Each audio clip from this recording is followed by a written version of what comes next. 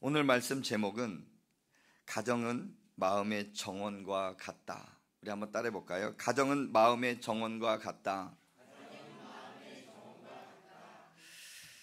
고든 맥도널드 목사님이 쓴 내면 세계의 질서와 영적 성장이라는 책이 있습니다. 참 유명한 베스트셀러 중에 하나입니다. 그 맥도널드 목사님은 우리 내면을 정원으로 이렇게 이제 표현을 했습니다. 주보에도 제가 짤막하게 기록을 했는데요. 그 201종에 이렇게 말을 합니다. 우리의 내면 세계에 있는 정원을 가꾸지 않은 채 내버려 두면 오래지 않아 그것도 온갖 잡초들로 어지럽히게 되고 그곳에 거하시려는 하나님과 우리들 자신이 들어가기 싫은 곳이 되어버리고 만다.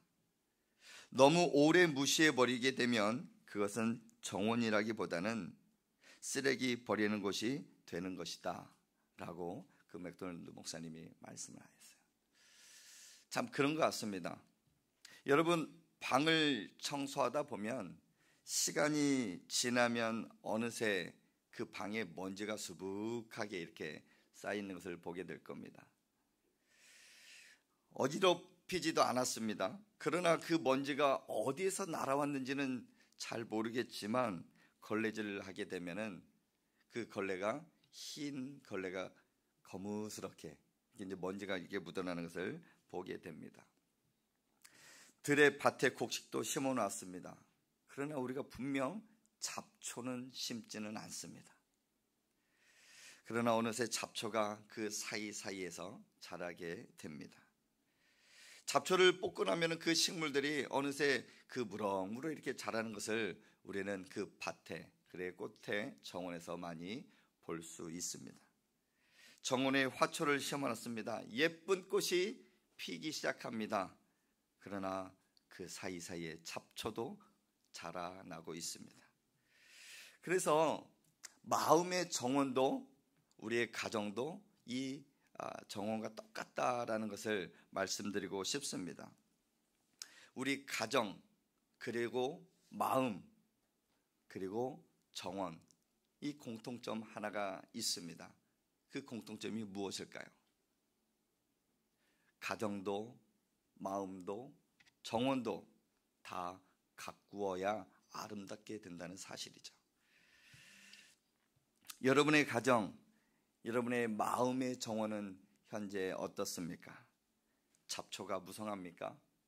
아니면 그 정원이 황폐해져 있지는 않습니까?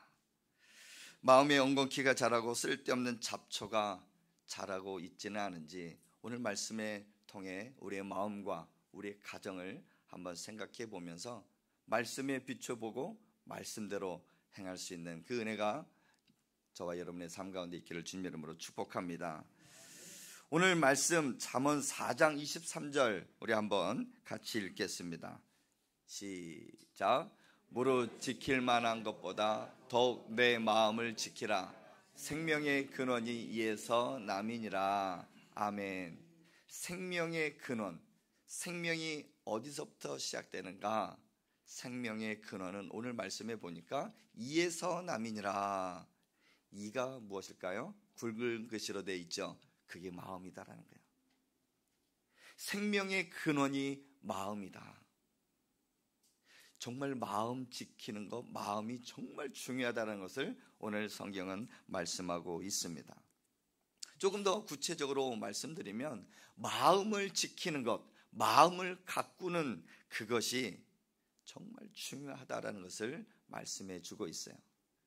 다른 말로 하면 마음만 지키면 우리의 가정도 우리의 마음도 우리의 삶도 행복해질 수 있다라는 것을 오늘 말씀은 우리에게 기록하고 있습니다. 자, 우리 가정을 어떻게 하면 우리 마음을 어떻게 하면 잘 가꿀 수 있을까? 저는 첫 번째, 더럽혀져 있는 마음, 우리의 가정, 현재 그 주소를 한번 살펴보고 싶습니다.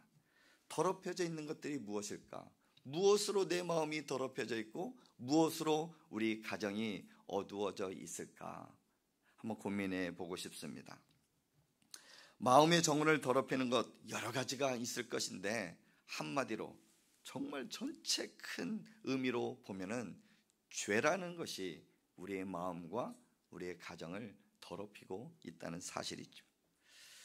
사람의 마음속에는 하나님의 씨앗도 심겨져서 하나님의 씨앗이 막 자랄 때 아름답게 무럭무럭 성장하며 자랍니다. 그럴 때는 하나님의 말씀이 내 마음을 주관하고 우리 가정을 막 붙들고 있을 때는 정말 항상 기뻐하고 감사가 넘쳐요. 그런데 조금씩 하나님과의 관계가 멀어지고 거리가 멀어지고 죄가 점점 자리 잡고 있을 때는 어느 순간에는 내 입술에도 불평, 불만, 시기, 질투, 그럼을 통해서 내 입술에서 나오는 말과 우리 가정의 그 분위기가 확실히 달라 있는 것을 보게 됩니다. 오늘 우리 마음을 더럽히는 것들이 있다고 우리 성경에서 말씀하고 있는데요. 우리 마가복음 7장 21절에서 23절 말씀, 제가 21절, 여러분들이 22절, 23절 같이 읽겠습니다. 속에서 곧 사람의 마음에서 나오는 것은 악한 생각, 곧 음란과 도덕질과 살인과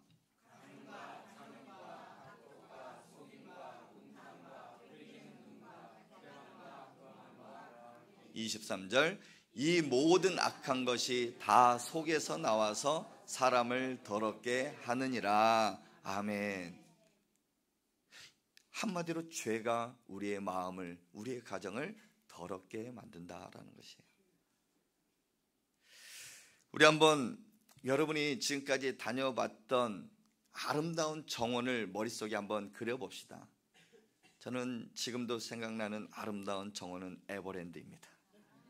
튤립 축제, 장미 축제, 온통 지나가는 곳곳마다 꽃 냄새가 얼마나 향기로운지 여러분 머릿속에 한번 그려보셨습니까?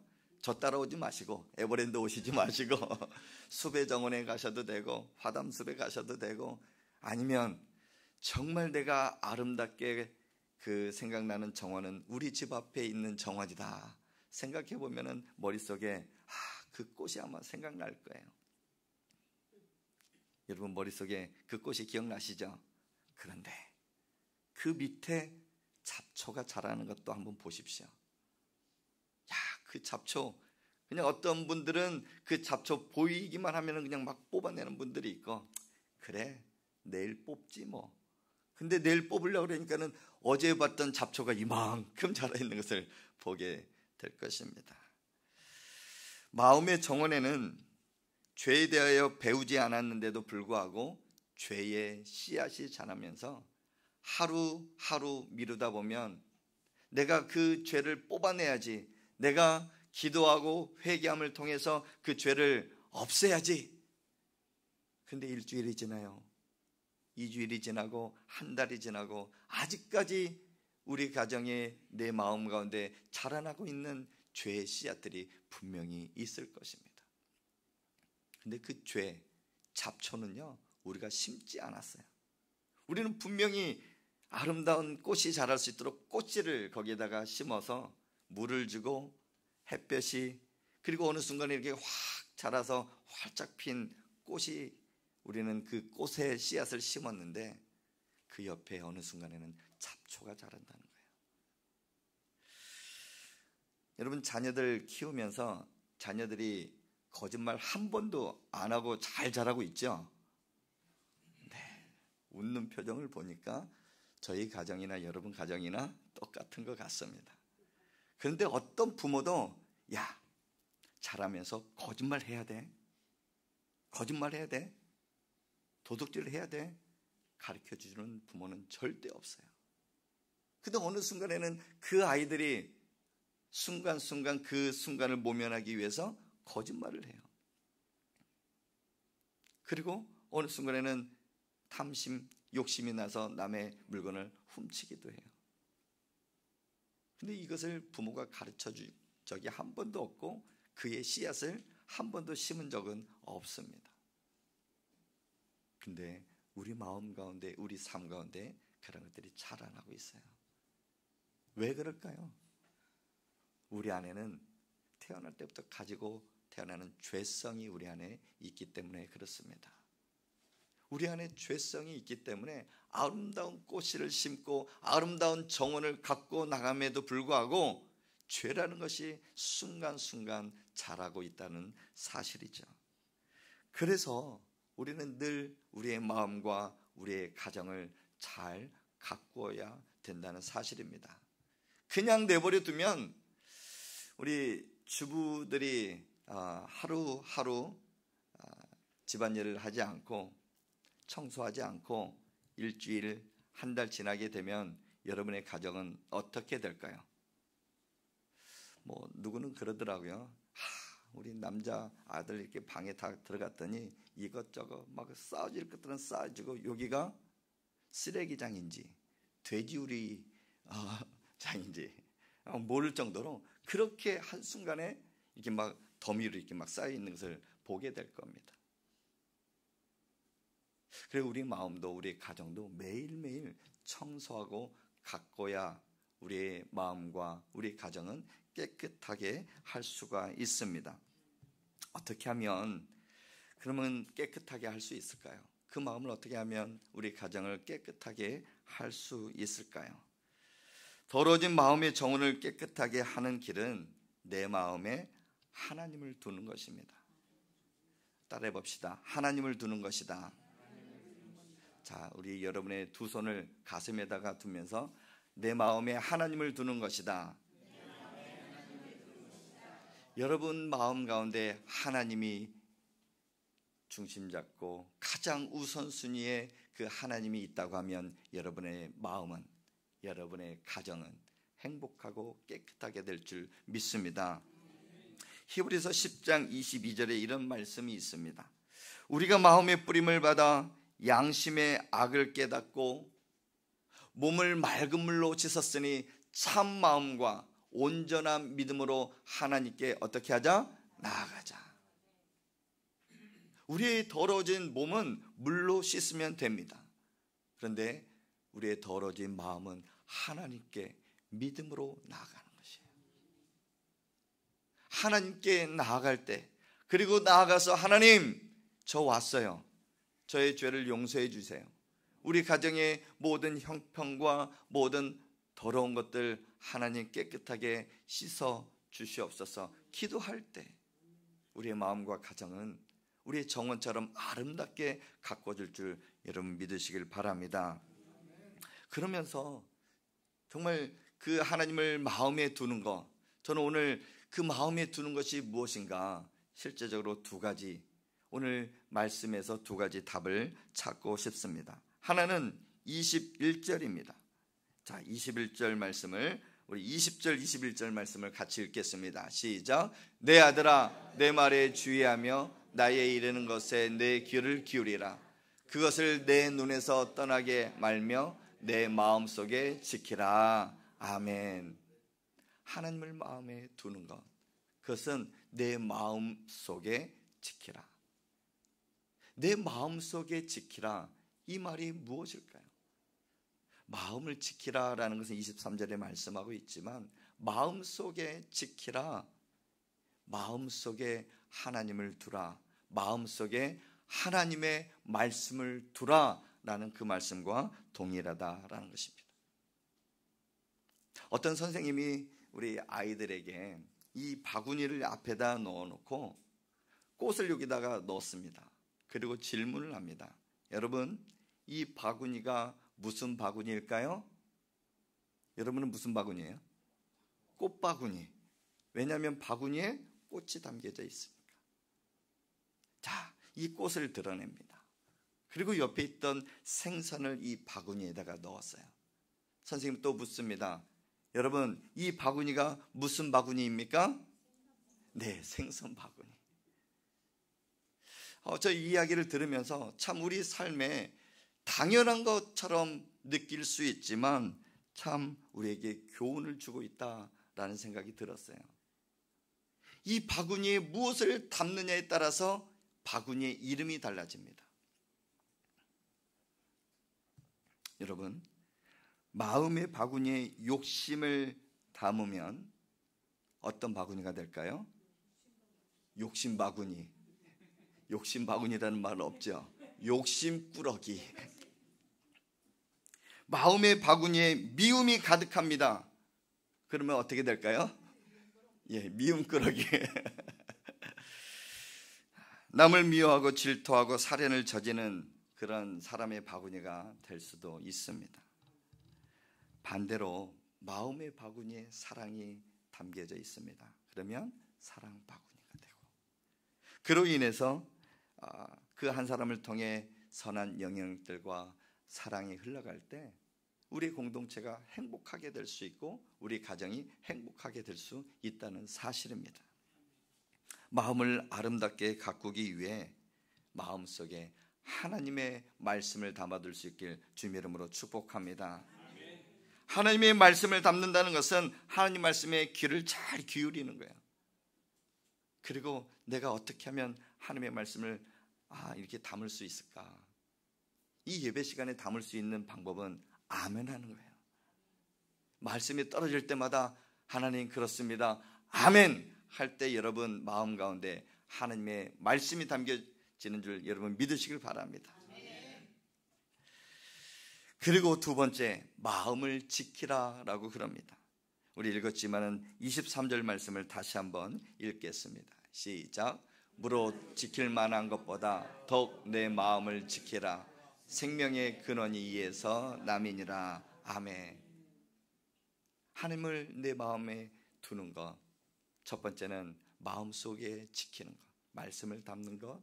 두 번째는 마음을 지키는 것, 마음을 보호하고 지나친 것에 죄에 물들지 않게 하는 것. 그리고 사단에게 그리고 마귀에게 내 마음을 빼앗기지 않는 것. 그러한 것이 내 마음을 지키는 것이다 라는 것이에요. 우리 뒤에 말씀을 읽지는 않았지만 우리 24절부터 27절에 보면은 이 마음을 지키는데 우리의 마음을 빼앗아가는 것들이 세 가지가 있대요. 첫 번째는 내 입에서 나오는 말이래요. 두 번째는 눈이래요. 정말 세상을 바라보면서 하나님을 바라봐야 될 그 눈이 세상 것에 물들고 그리고 시기하고 내 눈꺼풀은 곧게 보지 못한 시선이 다른 데가 있는 눈을 조심하래요. 세 번째는 나의 발이라고 합니다. 악한 곳에 들어가지 않도록.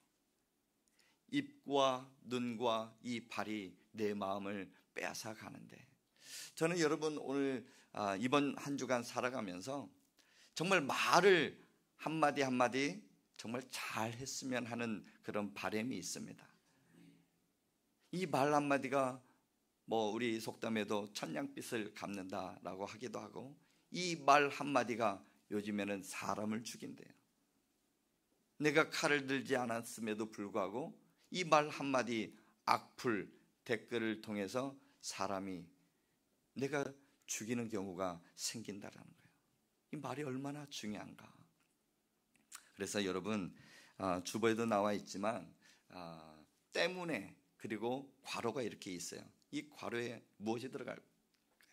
말이 참 중요한데 누구는 때문에 이야기를 하지만 누구는 덕분에 이런 말을 한다고 합니다. 세상에 두 분류의 사람이 있습니다. 덕분에라는 그 말을 입에 달고 사는 사람과 때문에라는 그 말을 입에 달고 사는 사람이 있습니다. 세 음절이 비슷한 말이지만 달라도 그 결과가 너무나 다릅니다. 일본의 경영의 신으로 불리는 마쓰시타 고노스케라는 사람이 있습니다. 이 일본 그 사람은요 94세까지 살았대요. 근데 살면서 수많은 성공 신화를 이룬 사람 중에 한 사람으로 많은 사람들이 기억하고 있습니다. 그래서 누군가가 그에게 물어봤습니다. 당신은 인생 승리의 비결이 무엇입니까? 라고 했더니 딱 한마디로 요약해요. 덕분에 라고 저는 말할 수 있습니다. 덕분에 삶을 살았다는 것이에요. 그가 이렇게 고백을 하는데 제가 한번 세 가지로 이렇게 요약을 해보겠습니다. 저는 가난한 집에서 태어난 덕분에 어릴 때부터 갖가지 힘든 일을 하며 세상살이에 필요한 경험을 쌓았습니다. 저는 허약한 아이였던 덕분에 운동을 시작해 건강을 유지할 수 있었습니다. 저는 학교를 제대로 마치지 못했던 덕분에 만나는 모든 사람이 제 선생이어서 모르면 묻고 배우면서 익혔습니다. 보통 사람들은 이렇게 말을 하죠. 우리 집이 가난했기 때문에, 공부를 많이 못했기 때문에, 허약했기 때문에 나는 그 모든 것을 할 수가 없었습니다 하면서 부정적인 그 말 한마디 한마디 하는 사람이 있는데, 이분은 생각을 완전히 바꿨어요. 덕분에 입을 달고 사람들의 사는 그 표정을 한번 생각해 보십시오. 늘 그 사람의 입가에는 웃음이, 그 다음에 미소가 가득가득합니다. 긍정적인 사람입니다. 반면에 때문에 라는 그 말을 입에 달고 사는 사람들은 늘 표정이 어둡고 짜증내고, 그리고 정말 화를 많이 낸다고 합니다. 덕분에는 감사와 긍정과 포용을 낳게 되고, 때문에는 불평과 부정과 분란을 낳는다고 합니다. 여러분, 웃음 치료할 때 웃음도 훈련이 필요하다고 합니다. 얼마나 우리 삶 가운데 힘들고 지쳐서 축 처져 있는 삶이, 처져 있는 사람들이 너무나 많아서 이 웃음 치료가 여기저기서 막 이렇게 하고 있거든요. 저에게도 웃음 치료 자격증 2급이 있습니다. 그러면서 막 그거 배울 때는요, 그 시간에 가면은 박수를 엄청나게 칩니다. 그냥 다른 거 생각 안 나고 웃음에만 집중할 수 있도록. 그래서 뭐 건강 박수라고 해서 9988-234 99세까지 팔팔하게 살다가 이틀 남겨놓고 뭐 3일 4일 앓다가 죽는다, 뭐 이렇게 뭐 하는 그런 박수도 있고요, 요일 박수도 있고요. 정말 배꼽 잡고 자 일부러 웃겠습니다 막 웃어요. 그러면 이 뇌에서 진짜 기쁜 줄 알고 이 뇌에 엔돌핀이 확 돈대요. 이 웃음도 무엇이 필요하다? 훈련이 필요하대요. 그렇듯이 우리 말에 있어서도 훈련이 필요합니다. 그래서 오늘 여러분 예배를 마친 이후에 보는 분들마다 우리 집사님 덕분에 행복합니다.